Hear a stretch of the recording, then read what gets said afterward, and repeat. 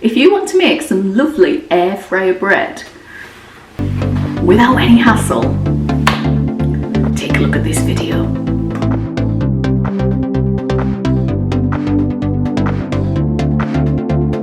To first make our bread dough, what we need is 500 grams of flour. I've just got strong bread flour. 10 grams of caster sugar, 7 grams of salt, 11 grams of active dried yeast or fast action yeast, and 60 grams of room temperature butter. If it isn't at room temperature, then, which mine wasn't when I first got it out, stick it in the microwave on defrost for about 15 seconds and keep checking it. Your microwave might be a lot more powerful than mine, or it might be less than mine.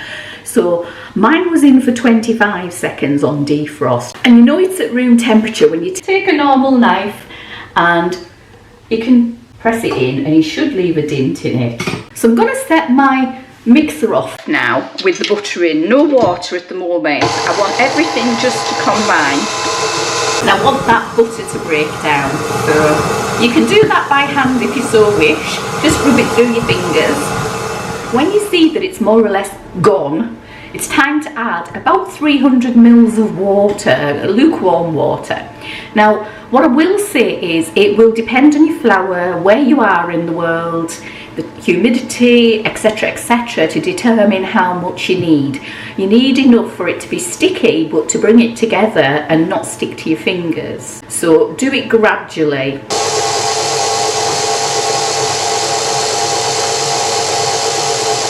Now I can see my butter hasn't completely gone. I thought it had and it hasn't. More water going in. I'm just going to keep doing that gradually. What I have noticed is that bread, for it to be moist and stay soft and fresh in the middle, needs quite a bit of water in it. So don't be scared of it. This is coming together now nicely. I've still got a little bit of water left in my jug, which I will add a little bit. If it looks like it's gone too wet, if you touch it and it feels really claggy and it's sticking to your fingers, add a tablespoon of flour, let it go for a bit, add another tablespoon of flour, let it go for a bit, and eventually it will get back to the right consistency. There you go, you can see that's doing well now. Right, so I'm going to stop that. It feels wet, but I've only got a little bit of it sticking to my fingers. There you go, just a tiny bit. Sorry. Just a tiny bit sticking to my finger. That's what we want. So now, set your mixer off and let it knead for approximately 10 minutes. And I'll come back to you when that's done. Alexa, set timer for 10 minutes. My dough's finished kneading. So what I want to do now is check it to see if it's ready. What you do is you press on it, and if it bounces back, it's ready. And mine's not bouncing back, so I'm going to give it a bit longer.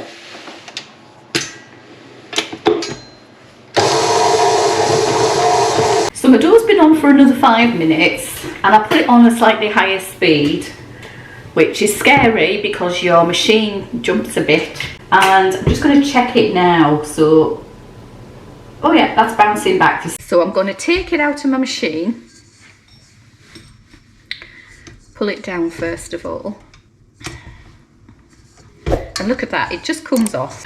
So now that my dough has finished kneading, what I'm going to do is turn it out onto my surface here and give it a slight knead. Now, I'm not going to use flour on my surface because it'll dry it out and I don't want it to interfere with the actual dough ball itself. So I'm going to use oil, which is always good. There we go. Comes out really easily, as I'm sure you can see. I'm just going to give it a little bit of a knead. It's actually very nice, I've got to say. Now the reason I'm doing this is because I just want to have a good feel of it. I put gloves on because I've got nail varnish on at the moment and I don't want nail varnish in my bread. So just do that. Give it a roll. And I'm going to half it So, let's have a look. See how good I am at halving things. Hang on. Fold it over. There we go. And I've got a little thing. You can use a knife if you want to. Just going to halve it.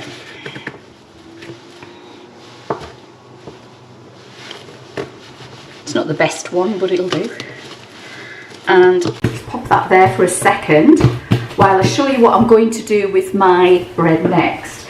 I'm gonna, first of all, this is an 8-inch tin, just the sort that you would put your Victoria sandwich cake in. I'm going to put a little bit of just regular oil, olive oil, on the bottom, so what I do next actually sticks. Whoops. So right round, get that oil rubbed in and around. And I'm going to put in there a pie liner, and I've cut the edges so that it will sit nicely into the tray. And I'm gonna just pop that to one side, give that a little bit of a knead, shape it a little bit. It doesn't need to be shaped really at this moment, we're going to do that later, but we'll give it a bit of a shapey, and we're going to pop it into our tray. So now then, I'm going to leave my dough to prove now. I'm going to leave one in my kitchen as it stands on the side, and I'm going to put one into my air fryer to prove. Now at the moment in Carlisle the temperature is, wait for this, Alexa, what is the temperature in Carlisle in Fahrenheit at the moment? At the moment, in Carlisle, England, it's 39 degrees Fahrenheit. Tonight, you can expect a low of 35 degrees. So it's cool.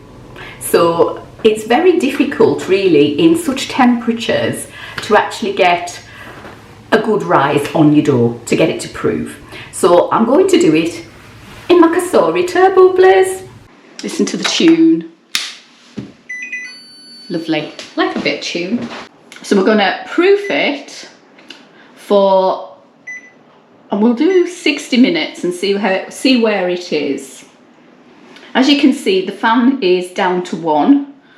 We can move it up if we wanted to in degrees, which is really good, and we can move it down and up in the length of time that we want it to actually proof for. And we can prove it up to, I don't know, let's have a look, 12 hours. So we'll go 60 minutes on 30. And for this, I'm going to take out the grill in the bottom, because I found that with the grill in, that my dough rises too much. So I'm going to cover my dough with a shower cap. This is the hard bit, I find this hard. And there's a little bit of oil, whoops, you know what I mean? There's a little bit of oil sprayed onto the shower cap to stop things sticking. And I'm going to pop my bread dough on the base of my air fryer. And then I'm going to just push that down slightly, pop it in, and I'm going to set it off. And we're going to come back in an hour to see how the bread is done in the air fryer. So I'm going to cover this one with shower cap, whatever you want to call it, and I'm going to leave that one to rise on my kitchen work surface. At this moment, Cosori are doing a deal, 38% off their air fryer, their turboblaze air fryer. If you want to get that deal, follow the link below. And my bread has been proved in the air fryer. It's come out and it's doubled in size. So that is a side-by-side comparison. Left out in the open air is this one, and in the air fryer, this one. And you can see there's a lovely smell of yeast in the air as well. It's really doubled in size, where the other one that was left out is still struggling a little bit. So that'll need a bit longer. So what I'm going to do now is knock it back, punch it down, get all the air out of it. And then we're going to do a little bit of a knead Not a lot, just a little. It smells lovely, I have to say.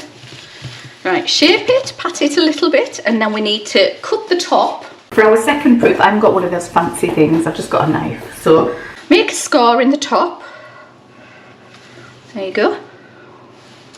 And that just allows it to expand and not to break on the edges. Spray a little bit of oil inside, stop it sticking. Pop that in there for another half an hour. So yeah, I had to put a bit of cling film on because my shower cap broke and I haven't got another one, so. Make sure you really tuck your cling film under, otherwise it'll go up into the air fryer itself and we don't want that. Pop it back in.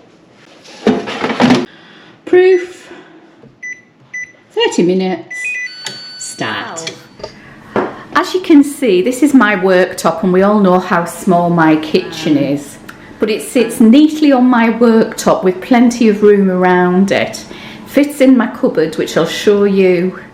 This is where I house my cosori.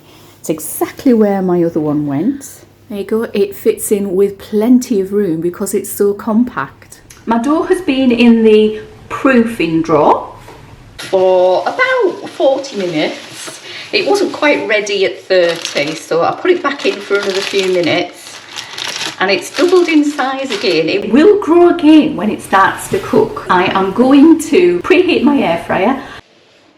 So switch it on and we want to preheat. And sorry, I'm not going to preheat it to 200. I'm going to preheat it to 180 degrees. It's going to take 4 minutes to do that. So I'm going to start that. While that's preheating, I'll show you what's going on. That's the one that's been in the air fryer. This is the one that's been in the kitchen all this time. It's doubled in size, as you can see. And I'm going to knock it back now because that'll take another sort of hour or so to prove again. So knock it out and knock it back. So, right, and then just fold it up a bit. We're going to shape it, so take in the same tin that you had before, score your bread dough, and so we know which is which, I'm going to do a different mark on this one to I did on the other one. So I'm going to go down the way and across the way, so we're making a cross basically. I'm not very good at this, as you can probably tell, but so long as we get the idea.